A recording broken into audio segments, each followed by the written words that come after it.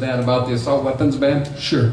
So, yeah, look, I'm not necessarily for or against an assault weapon ban. I haven't said one way or the other. I'll tell you this. I mean, I think a law-abiding gun owner who wants to collect weapons, that's one thing. But that's someone who has gone through a background check, who is, and we're not there yet. We need to pass comprehensive background checks as well. I don't need an assault weapon to shoot a deer.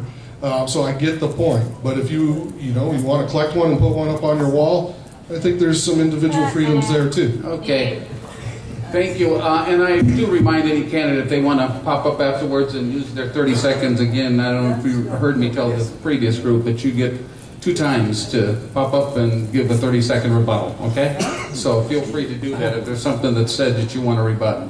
Okay, next question. Good evening, Lucy. I'm sorry. Gold Butte, right over here, just south of us, had a question from a reader as well, but it was a question I wanted to ask. There is a group here called the Friends of Gold Butte that is working for permanent protection there at Gold Butte. What are your thoughts on permanent protection? I think we absolutely need to continue fighting for permanent protection of Gold Butte. Look, it's not only critical for a number of different reasons, but for the economy here, but it has historical significance, it's got environmental significance, and it's got economic significance. I mean, ensuring that all of those interests are met by protecting Gold Butte is critical to the economy and the community here in Mesquite, and frankly to the state of Nevada and to this country. We need to ensure that we are protecting our public lands the same way we did with Tule Springs, the same way we've done with Great Basin, the same way that we've done with many of our lands. We need to certainly strike that balance with economic development, but it's very clear with these various areas that we need to continue fighting for protection and ensuring that they get the status that they deserve. Okay, now I'm going down third down the line, so this question is for Susie. The Employment Non-Discrimination Act would make it a crime for an employer to discriminate based on gender identity. Crescent Hardy called the Employee Non-Discrimination Act a segregation law, inexplicably, and he voted against a similar state law. What is your position on this issue?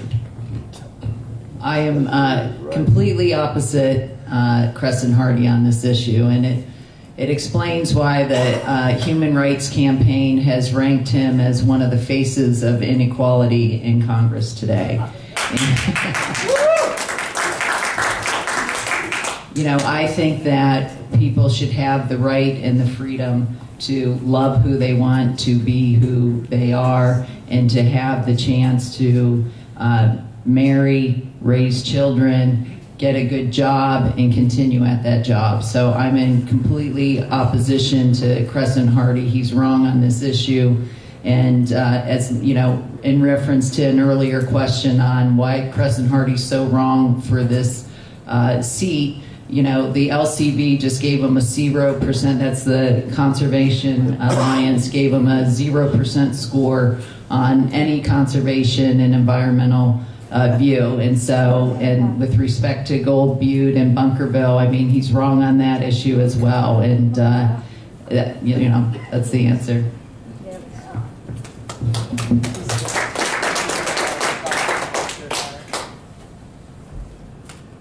Okay, Riley. All right, Mr. Speaker, would you support an effort to raise the minimum wage nationally to $15 an hour? Thank you for the question. Yes, I would. And so with my minute and 25 seconds, I'd like to talk about a little fire issue. Did you hear that popping over here? Like, as a fire guy, I'm sitting here, there's a 6-way plug, pulled all the way full, into an extension cord, into another cord. I'm nervous. I'm nervous here, and I just want y'all to know that. That's what's called being on the hot seat.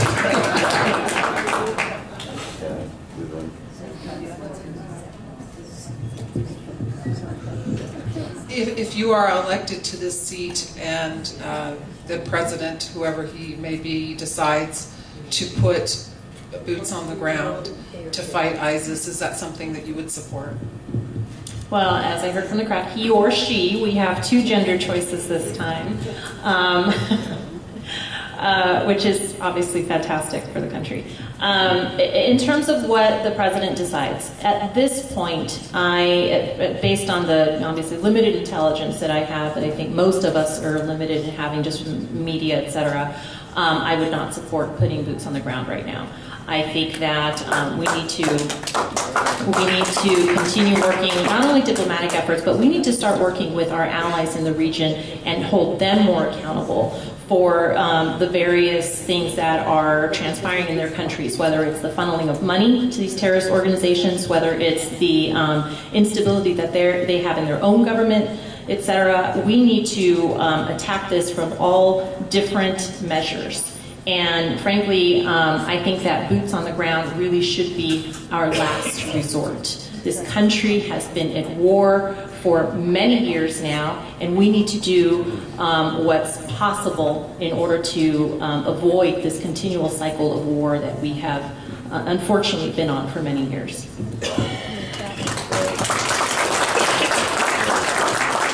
Good evening, Ruben.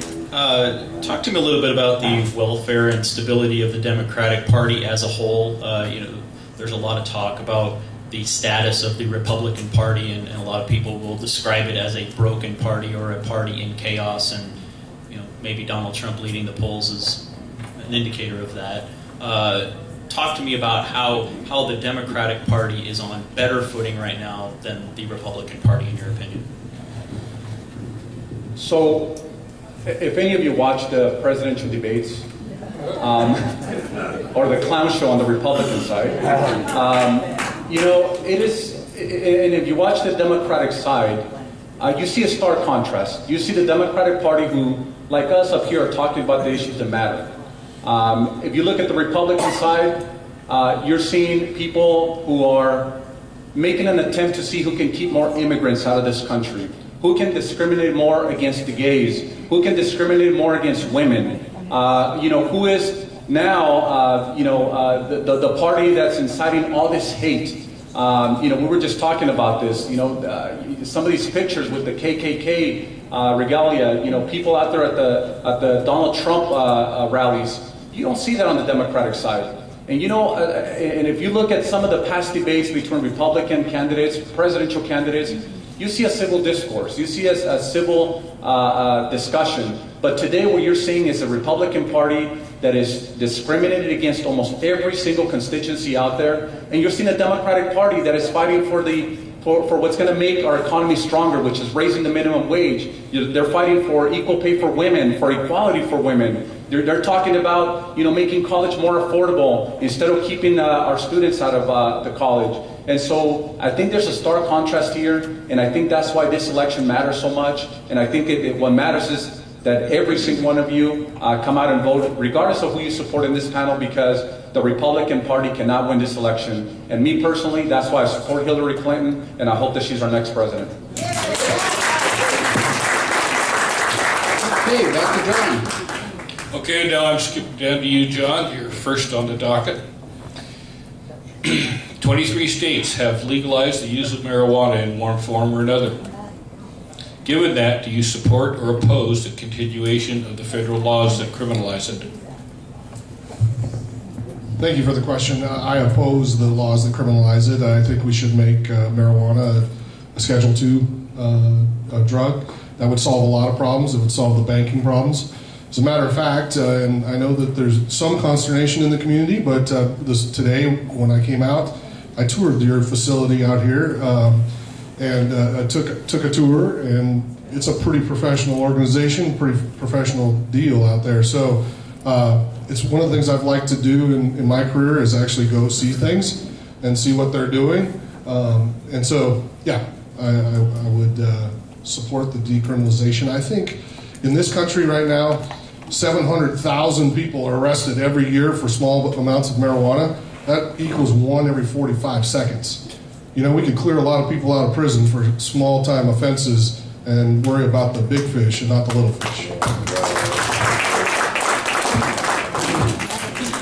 All All right, Ms. Flores. At an earlier candidate forum in Pahrump, Nevada, Ms. Lee made the allegation that Mr. Oceguera, your colleague Mr. Kihuen, and yourself voted for a bill that would make it easier to stockpile guns. I believe it's AB 282. Could you talk about that bill and why you voted for it in 2011?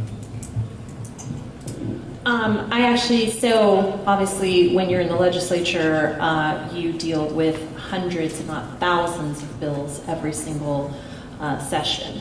And with this particular bill, I actually don't remember the details, so if you can remind us all of those details, that would be great.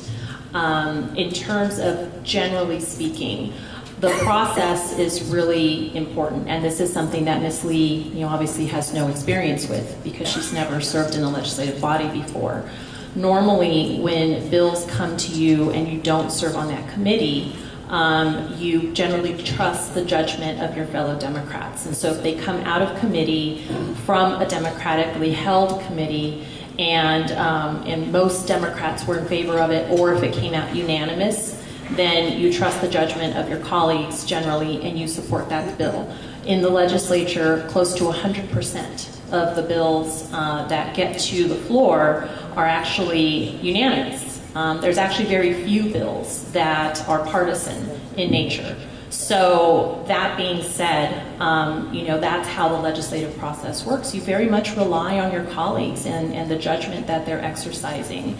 That's how I can generally speak to this particular bill and very likely the process that bill went through. Would anybody like to use a 30-second rebuttal here? Sounds like everybody. I'll just tell you what was in the bill. It was basically you could get a permit for a concealed weapon permit and have multiple guns under one permit. And I just want to make a commitment, not having served in a legislature before, but knowing the type of person I am and the leadership I provide, that when I vote on something, I will know exactly what I'm voting on. Okay, and a rebuttal here now. Thank you. You're making a promise that frankly is not reality. It's impossible for one person 24 hours in a day to go through thousands and thousands of bills. And so if we're going to talk about these issues, let's be very honest with everybody and what this process looks like.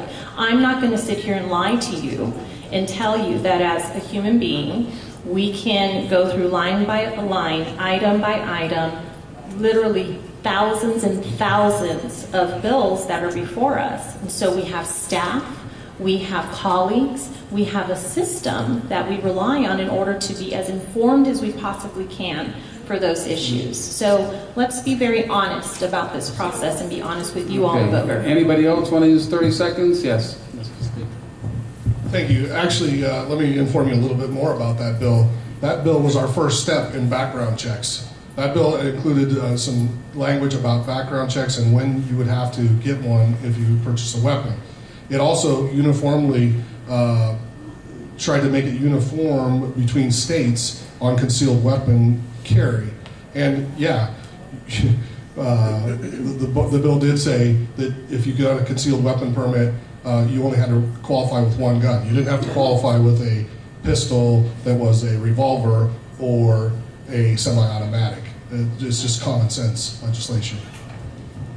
It didn't have anything about stockpiling weapons. Okay. Next subject. Senator, you mentioned that you support Secretary Clinton. You are also endorsed by the Culinary Union, which, as you know, did not endorse in the Democratic caucus. And they've had their problems with the Affordable Care Act, which Secretary Clinton intends to continue. What do you know about Secretary Clinton that the Culinary Union does not? Well, first of all, I am very proud to both support Hillary Clinton. I've been a supporter of her since 2007. I am a superdelegate here. I'm one of the Democrat National Committeemen, as I mentioned. And I'm also equally proud to have the endorsement and the support of the 57,000 Culinary Union, as well as 12 other unions who have endorsed our campaign. What I will tell you this is that on the Affordable Care Act, I stand 100% with the Culinary Union that we have to get rid of the Cadillac tax. because people like my mother's been a 22-year member of the Culinary Union, depend on this health insurance. And, you know, my mother has been working tirelessly, day in and day out, and she's precisely working right now as we speak. You know, she's in her last year before she retires, but she has fought tirelessly and has paid into that health insurance, and she deserves to have that coverage that she earned. And so that is why I believe that, you know, we need to repeal the Cadillac tax from the Affordable Care Act. And again, I can't speak on behalf of Secretary Clinton, but I will say that I'm very proud to have the support of the Culinary Union, and I'm very proud to also support Hillary Clinton.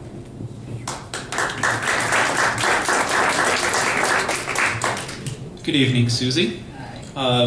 You talked in your opening statement about getting things done, and I do applaud you for your work with schools and children and family.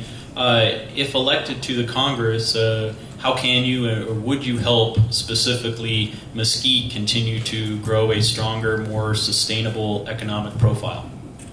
Thank you. Yes, I have, you know, spent my career working with people and bringing people together to get things done on the ground. And when I look at the position of Congresswoman, obviously there's being in Washington and working through the legislative process and moving bills and being in D.C., but there's also the constituency services end of the spectrum, which is something that I think my strengths will play to very well. First and foremost, not only in Mesquite, but in all of Nevada in this country, we need to create good incentives for good paying jobs. You know, Nevada has notoriously been at the top of the bad lists and the bottom of the good lists. And for once with renewable energy, we have an opportunity to be at the top of a good list. And I think that as a Congresswoman, I would be a champion of that. And I think that offers a lot of opportunity, not only in Mesquite, but in many of our rural areas and throughout Nevada with our abundance